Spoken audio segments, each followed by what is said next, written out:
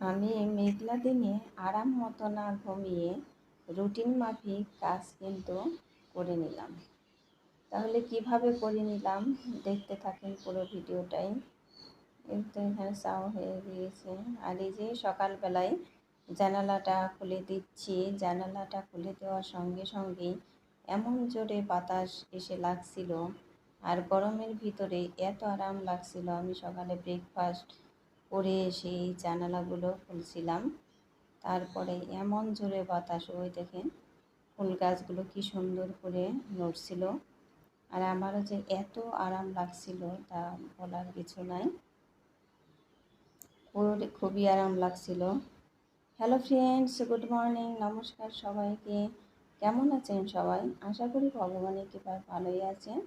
আমিও তো অনেক ভালো আছি, সেই প্রায় আগের মতোই হয়ে গিয়েছি এখন।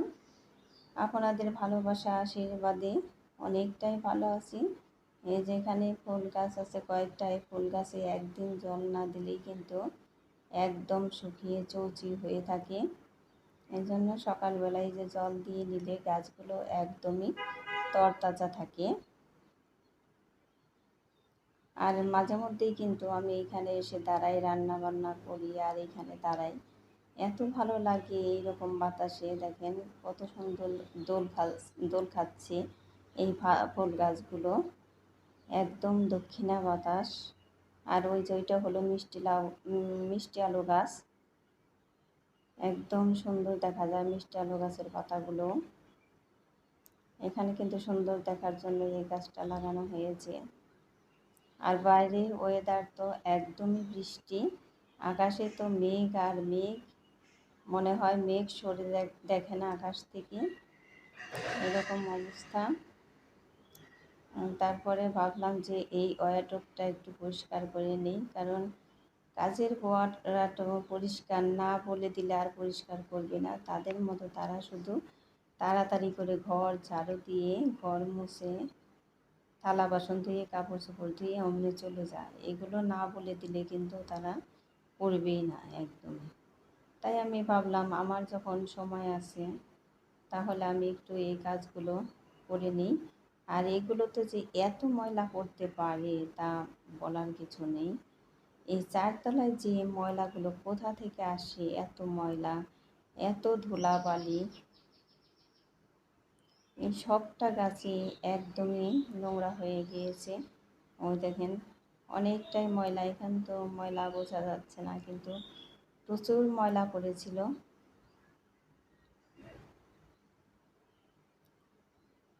তাই ভাবলাম যে কাজের বুয়াগো জন্যে ফেলে রেখে লাভ নেই, নিজের কাজ নিজে না করলে কিন্তু কেউ করে দিবে না। এখানে আবার আমাকে বড়দি কি যেন পরে বলতে লাগছিল, তারপরে আমি হাসতে লাগছিলাম। আর এইটা নাকি টাকার গাছ বলে এই গাছটাকে, তাই আমি বড়দিকে বলছিলাম এটা কি গাছ বলে। বড়দি বলল যে এটা তো প্লাস্টিকের গাছ, এটা নাকি টাকার গাছ, দোকানদার বলল। তাই ভাবলাম যে প্লাস্টিকের গাছ টাকার গাছ এইটাই নিয়ে যাই। মানে জিনিসপাতির তো আর অভাব নেই। দেখেন ওয়ারড্রোবের উপরে বোঝাই, এখানে তো তেমন কিছু দেখাও যাচ্ছে না। ওই ওখানে কি যেন বলতে লাগছিল, আমি এখন মনেই করতে পারতেছি না যে বড়দি আমাকে কি যেন বলতে লাগছিল। আর আমি হাসতে হাসতে তার উত্তর দিতে লাগছিলাম। ওই যে ওয়ারড্রোবে ময়লা হয়েছে, এই যে আমি পরিষ্কার করাতে কিন্তু অনেকটাই পরিষ্কার দেখা যাচ্ছে। আর এই ওয়ারড্রোবগুলো খুবই শক্ত সামর্থ্য, একদমই মজবুত। আর কাঠের জিনিস তো ভালো হলে পারে ওইগুলোই সুন্দর বেশি দেখা যায়, তাই না? কাঠের জিনিসের সাথে আর কোনো কিছুই পারবে না। তো ওয়ারড্রোবটা মোছা হয়ে গিয়েছে। আর এই যে এই ফুলদানিটাও একদম নোংরা হয়ে গিয়েছে, তাই ভাবলাম যে একটু সময় নিয়ে আমি এটা পরিষ্কার করে দিই। আমি কিন্তু ক্যামেরায় অত সব পরিষ্কার করা দেখাইনি, কিন্তু আমি অফ ক্যামেরায় সবগুলোই সুন্দর করে পরিষ্কার করে নিয়েছি।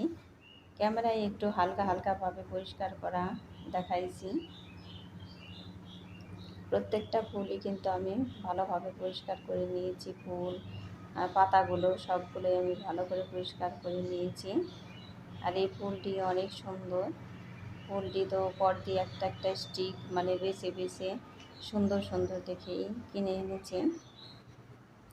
আর এতক্ষণে কিন্তু আমার ব্রেকফাস্ট বানানো হয়ে গিয়েছে। ব্রেকফাস্ট করা হয়নি, কিন্তু ব্রেকফাস্ট বানানো হয়ে গিয়েছে। তারপর ভাবলাম যে এভাবে একটা ভিডিও করে নেই। খুব ভালো লাগতেছে এই ফুলগুলো। এই তো এখন কিন্তু আবার দুপুরের রান্না তাড়াতাড়ি রান্না করতেছি, কারণ বড়দি আবার ছেলেকে নিয়ে স্কুলে যাবে। কারণ ভাত খেয়েই যাবে স্কুলে, টিফিন আর নিয়ে যাবে না। এই জন্য এখন কিন্তু বাজে হলো কয়টা বাজে, 10টা বাজে। আর স্কুলে যাবে হলো 12টা। এই জন্য এখন তাড়াতাড়ি রান্না করতেছি। আর মাছগুলো হলো বাটা মাছ। আমি মেঘলা দিনেও আরাম মতো না ঘুমিয়ে রুটিন মাফিক কাজ কিন্তু করে নিলাম। কারণ মেঘের দিনে কিন্তু সবারই সকালবেলায় উঠতে একটু দেরি করে উঠতে ইচ্ছে হয়, তাই না? সকালে বৃষ্টি থাকলে পরে ঘুমাইতে একটু ইচ্ছে করে, কিন্তু আমাদের মহিলাদের কিন্তু সেই আরাম করা যায় না। এই তো এই যে ভয়েস দেওয়া থাকে, আমি তো সকালবেলা ভয়েস দিই, সব ভয়েস দেওয়া থাকে। তারপরে আরও কত বাসি কাজ টাজ থাকে, সবগুলোই তো করতে হয়। এই যে মাছগুলো কিন্তু আমি ভালো করে ভেজে নিচ্ছি। আর এই বাটা মাছগুলো এত টেস্ট লাগে, এই ছোটো ছোটো বাটা বেশি ভালো লাগে বড় বাটা মাছের চাইতে। আর এই মাছগুলো আজকে আমি শাক দিয়ে রান্না করব। শাক দিয়ে হলে তো কোনো কথাই নেই।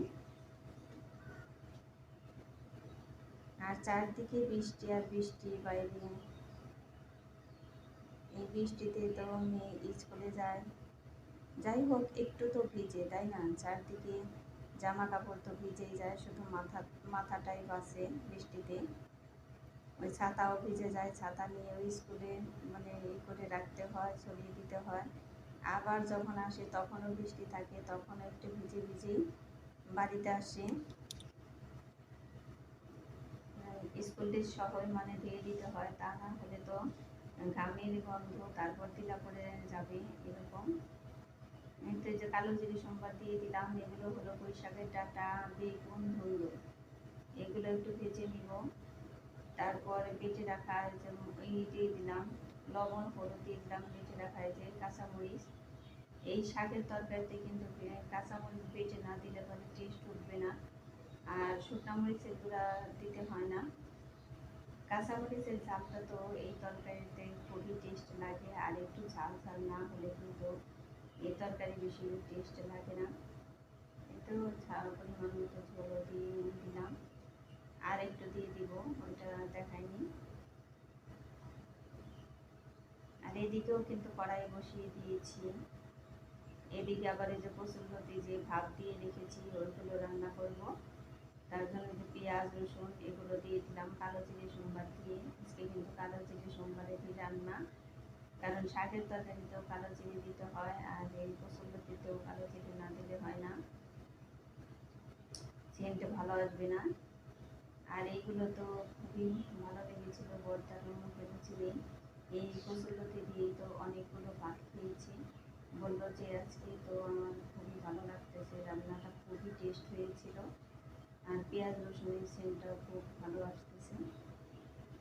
আমি বললাম ঠিক আছে, খান, একটু বেশি করে খান, এগুলো দিয়ে যেটা ভালো লাগে সেটা দিয়ে খান। এগুলো আমি এমনিতেই বেছে নেব।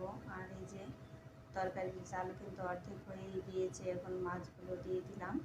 আর একটু হাই ফ্লেমে জাল দিয়ে তারপরে যে ভেজে রাখা ওই শাকগুলো দিয়ে দিব।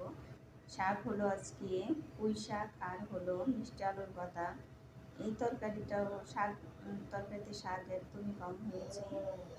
আর এই তরকারিটা এত টেস্ট হয়েছিল, আমার এই ভয়েস দেওয়ার সময় মনে হয়েছিল আজকে শাকের তরকারি দিয়ে ভাত খাবো পেট ভরে।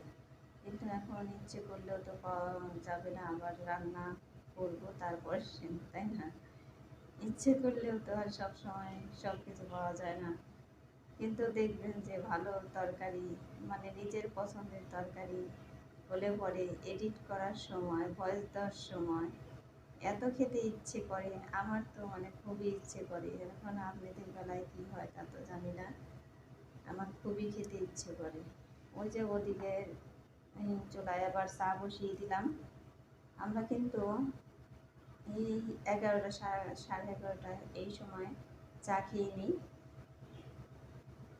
আর রান্নাটা তো একটু আগেই করতে হয়, ছেলে আবার স্কুলে যায়, ওর টাইম আবার এই সময় হয়েছে, কারণ ওদের স্কুলে হলো আর্মিরা এসে বোঝাই হয়ে আছে, এই জন্য ওদের স্কুলে ক্লাস না হয়ে হাই স্কুলে ক্লাস হয়।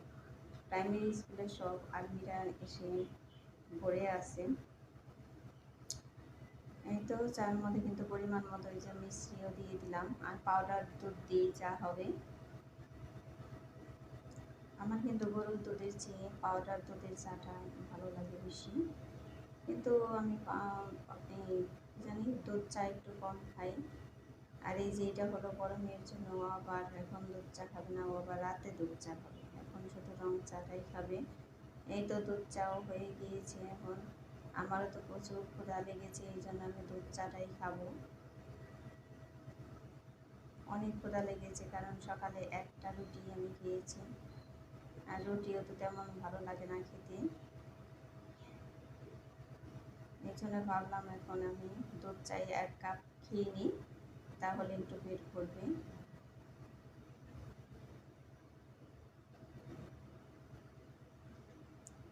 চা হয়ে গিয়েছে,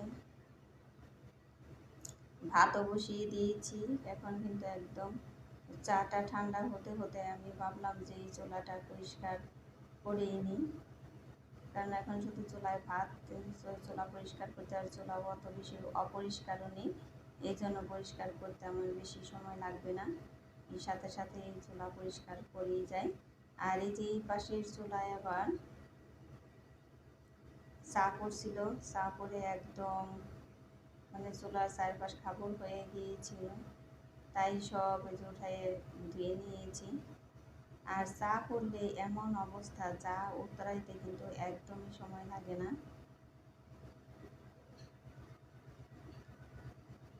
ওর ভাতও হয়ে গিয়েছে, তো চুলা সব কিছু ধুয়ে নিয়েছি। এখন আমি এক এক করে লাগিয়ে দিব সব কিছুই।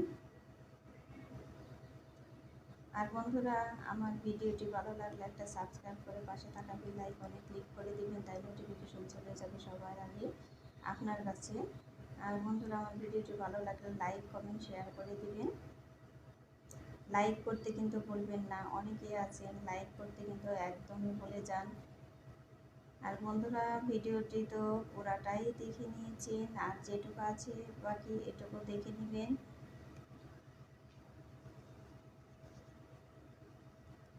আর সবাই ভালো থাকবেন, সুস্থ থাকবেন, এই কামনা করেই আমার ভিডিওটি শেষ করব। আর পরবর্তী ভিডিও দেখার অনুরোধ রইল, পরবর্তী ভিডিও দেখে নেবেন। আর এখন আমি প্রতিদিনই ভিডিও দেওয়ার করব, চেষ্টা করব প্রতিদিনই, যাতে আপনাদের মাঝে ভিডিও দিতে পারি, এরকম চেষ্টাই করব। ভগবানের আশীর্বাদে এখন শরীর তো অনেকটাই ভালো আছে। শরীর ভালো আছে দেখে মানে সাহসটা পাচ্ছি যে প্রতিদিনই ভিডিও ছাড়ব। শরীর ভালো না থাকলে কিন্তু এই সাহসটাও পেতাম না প্রতিদিন ভিডিও ছাড়ার। এই তো প্রতিদিনের কাজ, এই যেটা থাল বাসন গুছানো, এগুলো গুছিয়ে নিলাম। প্রতিদিনেরই তো কাজ এটা। আপনারা আবার দেখে বলতে পারেন যে প্রতিদিন এই থাল বাসন গোছানো এগুলো দেখাই কেন, কারণ এগুলো তো আমার প্রতিদিনেরই কাজ।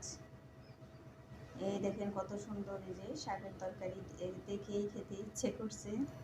ভিডিওটি এখানেই শেষ করলাম, টাটা।